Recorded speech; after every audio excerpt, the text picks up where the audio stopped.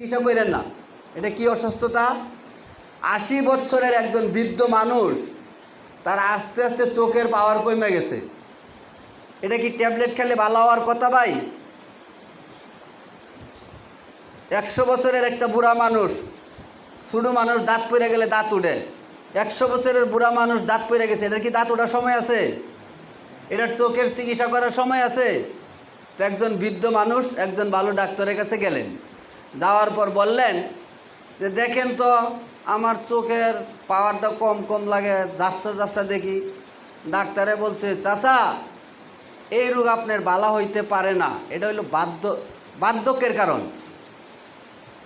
তারপরে বলতেছে আচ্ছা চোখেরটা বার্ধক্যের কারণ ভালো হইতো না, আচ্ছা দেখেন তো আমি তো কানেও কম কম শুনি, দেখেন তো এটার চিকিৎসা আসেনি।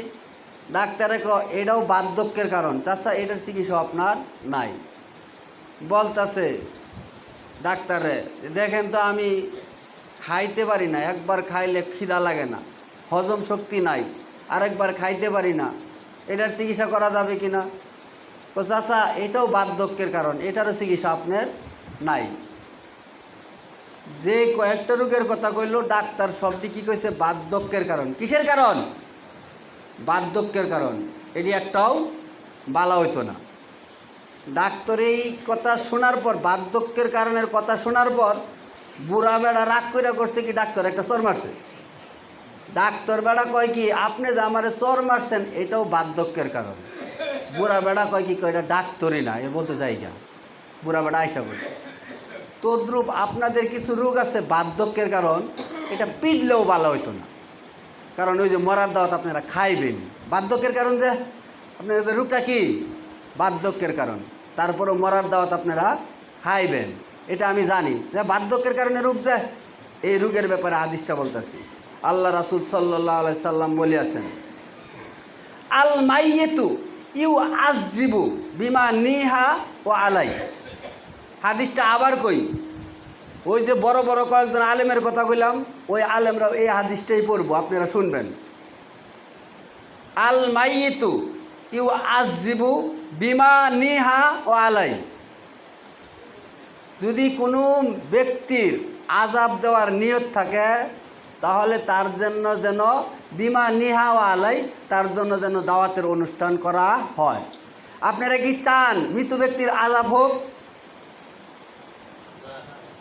যদি না চান, এই হাদিসের দ্বারা যদি থাকে, ধনী গরিব সকলে মিলে মৃত ব্যক্তির বাড়িতে যারা খায় তারা মৃত ব্যক্তিকে আযাব দিল।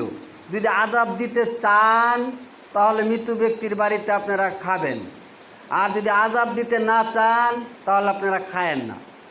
এইবার আপনাদেরকে দেখা যাক আপনারা জালেম না জাহেল। তারা হইল জালেম, তারা হইল জাহেল। যারা কোরআন হাদিস শুনে বুঝে মানে না তারা হইল জালেম। আমার কথা না, কোরআনের কথা। ইন্নাহু কানা যলুমান জাহুলা। তারা আলেম নয়, তারা কি? জালেম।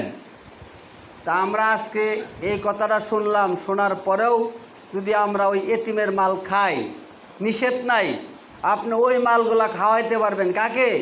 সূরা মাউনে আল্লাহ তাআলা জানাই দিয়েছেন, ইয়াদুল ইয়াতীম ওয়ালা ইয়াহুদ্দু আলা তুআমিল মিসকিন। আপনি যদি মিসকিন থাকেন তাহলে মরার বাড়িতে যায় দাওয়াত খাইবেন, অসুবিধা নাই। আপনি যদি এতিম থাকেন তাহলে দাওয়াত খাইবেন। আপনি যদি বিধবা থাকেন তাহলে দাওয়াত খাইবেন।